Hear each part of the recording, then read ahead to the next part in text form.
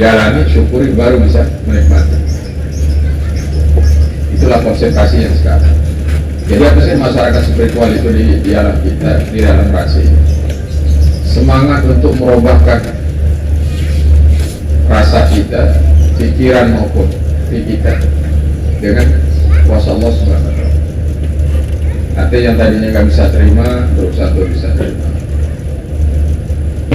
Nah, kalau kembali kepada konsep ayat selanjutnya tadi, walladzina hum 'anil lagwi mu'ridun, mereka meninggalkan sesuatu yang tidak bermanfaat. Nah, kebanyakan orang sesuatu, jangankan yang tidak bermanfaat, yang bikin rugi dirinya aja masih mau dikerjain, yang membuat dirinya susah aja masih mau dilakukan. Gimana dia akan menemukan kebahagiaan? Jadi langkah pertama kita bagaimana menjaga kekhusyuan kita. Khusyuk itu artinya, kalau di alam kita saya kira akan lebih mudah. Bagaimana kita merasakan keberadaan kuasa Tuhan dalam diri ini, keberadaan si ruh ini, kalau sekarang bahasa apa? Keberadaan ruh dalam diri itu, sehingga ruh ini berperan merubahkan rasa kita yang tadinya nggak enak jadi enak, yang tadinya penuh dengan kebencian jadi nggak benci lagi, yang tadinya penuh dengan kebingungan jadi nggak bingung lagi. Itu yang saya bilang tadi. Kalau memang orang-orang kita betul-betul merasakan manfaat dalam hidup, dia akan merasakan kebahagiaan, merasakan kecukupan, dia akan bisa menerima. Karena kita dalam perubahan, dan perubahannya adalah prosesnya itu dirubahkan, bukan karena dia bisa merubahkan diri, karena Allah rubahkan diri. Dari mana? Dari pengorbanan.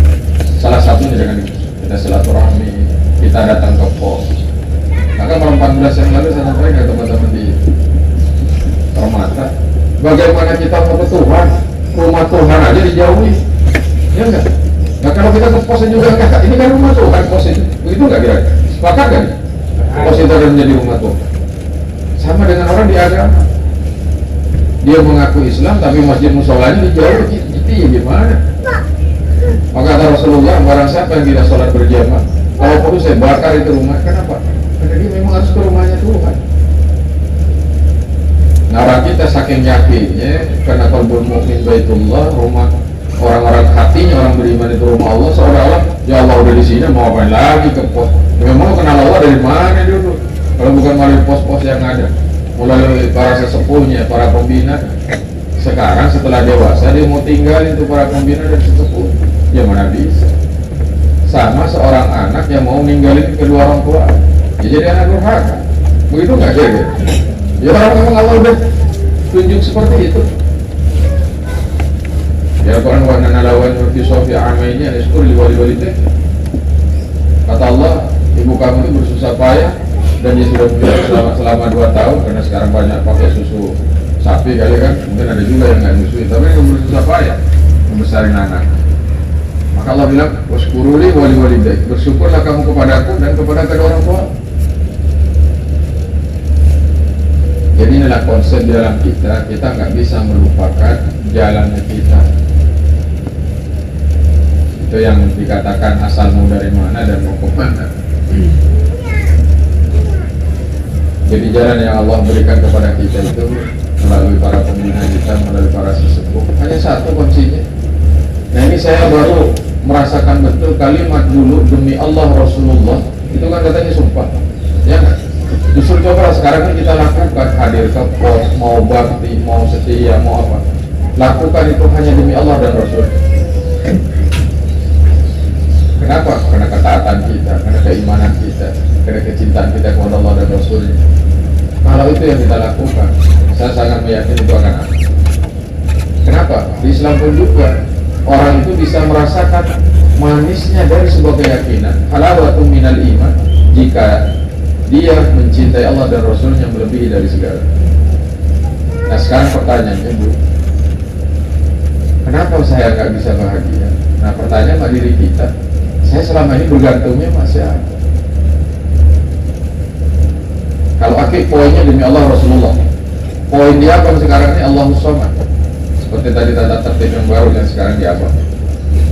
Qul huwallahu ahad, Allahus Samad.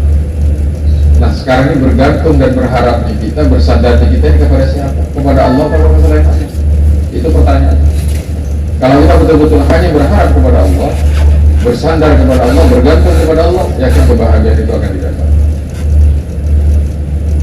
Maka saya kalau bicara kepada teman-teman yang Kristiani, saya bilang dengan alam kita ini bagaimana merasakan keberadaan Rohul Kudus dalam diri. Hadirnya Rohul Kudus itu sehingga Rohul Kudus itu menuntun diri, merubah kehidupan, merubah keadaan, merubah cara berpikir. Itu semua akan dirubahkan melalui si Rohul Kudus. Kalau di alam kita, di orang-orang kita yang Islam, yaitu melalui si Ruhinya, melalui kekuasaan Allah, Nurullahnya.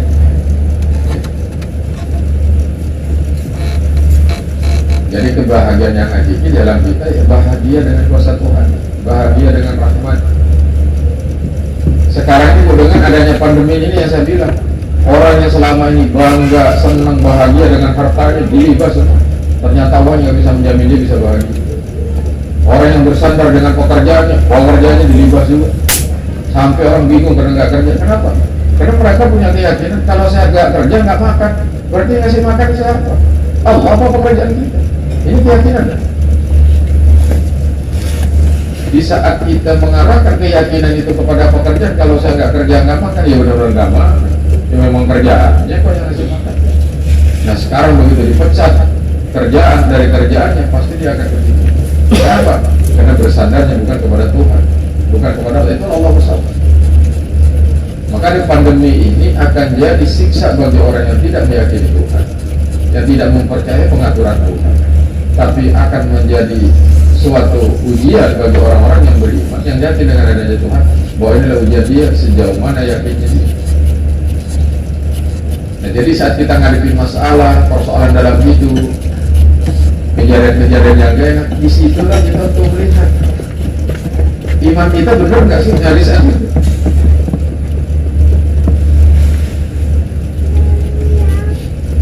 Karena di Al-Quran juga, di Al-Baqarah yang paling simpel itu adalah Alif Lam Mim dzalikal kitabu la raiba fihi hudan lil muttaqin alladzina yu'minuna bil ghaibi wa yuqimuna as-salata wa mimma razaqnahum yunfiqun walladzina yu'minuna bima unzila ilayka wa ma unzila min qablik wa bil akhirati hum yuqinun ulaika ala hudan min rabbihim wa ulaika humul muflihun.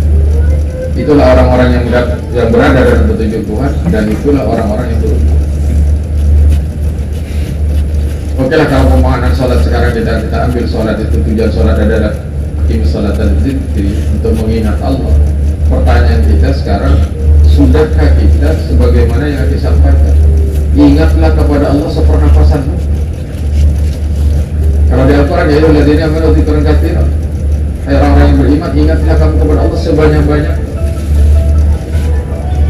Jadi kalau ibu tanya lagi lebih dalam, sekarang bagaimana kita bisa bahagia? Satu-satunya jalan kembali kepada Allah, berzikir kepada Allah dengan makna zikir yang seluas-luasnya.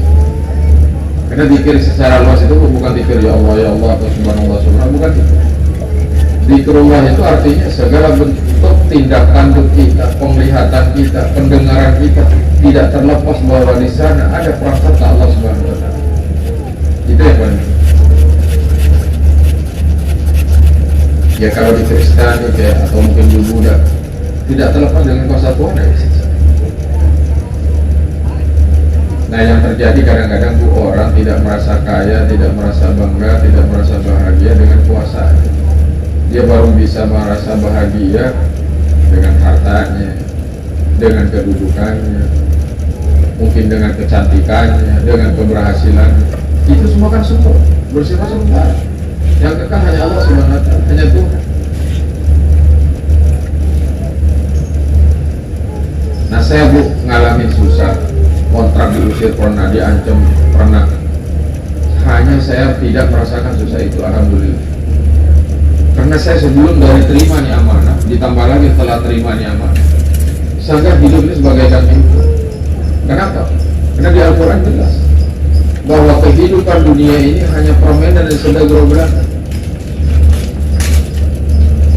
Sehingga saya, kalau anggap saya lagi susah, lagi mimpi buruk, bangun tidur, ntar hilang. Jadi begitu aja. Sehingga susah itu jangan terus dirasa-rasa. Jangan. Udah tahu susah, udah nggak enak, udah gelar sejadah, kita tertib. Baca itu tuntunan, tafakur, berzikir kepada Tuhan. Itu salah satu. Karena Allah sampaikan di Al-Quran, ala bidzikrillah tatma'innul qulub, ketahuilah bahwa hanya mengingat kepada Allah itu yang menyebabkan kamu bisa tentram hati. Nah inilah sekarang di alam kita ada 3 entitas yang dulu mungkin ikut diklat itu ada 7 entitas, sekarang ada cuma ada 3. Ada ruh, ada si iblis, setan, yang satu lagi ada otak sama akal pikirannya, jiwa termasuk kolbu itu masih satu. Karena komandannya otak itu kata Abang, itulah jiwa. Jadi yang dikatakan jiwa, otak itu memang satu merupakan satu bagian, satu entitas. Kalau dulu kan terpisah itu, sekarang dijadikan satu. Kenapa? Karena tidak mungkin orang bisa marah, bisa kesel kalau dia nggak lihat apa-apa, dia jadi tidak dengar apa-apa, atau dia tidak merasakan apa-apa. Begitu nggak kira-kira?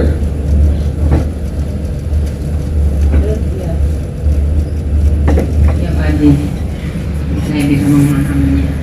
Dan ada juga yang saya dengar begini Pak Haji, masa zikir tadi itu, berzikirlah engkau di dalam hatimu sebanyak-banyaknya, teruslah kau berzikir sebanyak-banyaknya untuk mengingat Allah, tapi keluarkan di mulutmu hanya sekali. Itu maksudnya gimana Pak Haji? Apakah dikeluarkan melalui perbuatan setelah kita berzikir sebanyak-banyaknya dalam hati itu, keluarkan di luarmu hanya sekali aja, itu apa karena perbuatan kita?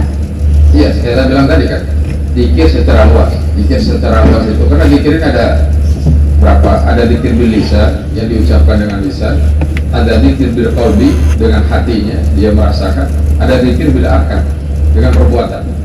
Nah itu ibu mengacu kepada yang dikatakan iman.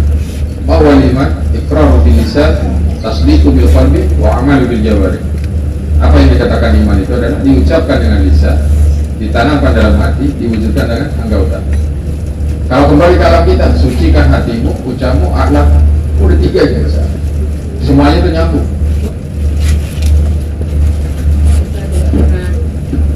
Mendengar juga. Ya tadi Allahus Somad kan saya bilang, Allahus Somad itu artinya tempat meminta, tempat berharap, tempat bergantung, itu hanya kepada Allah. Ini inti tuntunan yang sekarang yang Abang cetuskan itu Allahus Somad tadi. Setelah dari akhir itu diberikan dasar-dasar demi Allah Rasulullah, semuanya kembali kepada Allah dan Rasulnya, implementasinya bahwa sandaran kita hanya kepada Allah. Itu nantinya buah dari itu, dari dasarnya itu. Nah kalau tadi itu pembicaraan yang ibu bilang hanya sekali itu berbicara, karena kata Rasulullah sampaikan, mangkana yu'minu billahi wal yawmil akhir falyaqul khairan aw liyasmut. Kalau kamu memang beriman kepada Allah dan yaumil akhir, berkatalah yang baik, kalau kamu diam. Jadi lebih ada bahasa pepatah lagi kan, bahwa diam itu adalah emas, bicara adalah perak. Kan tergantung pembicaraannya, ya kan? Kira-kira gimana Bu? Apa lagi? Terima kasih yang sudah like, comment, and subscribe di channel Sahabat GMP. Jangan lupa subscribe juga, maju terus, pantang mundur. Bagi kalian yang baru bergabung, jangan lupa like, comment, and subscribe-nya, oke? Ditunggu. Dadah.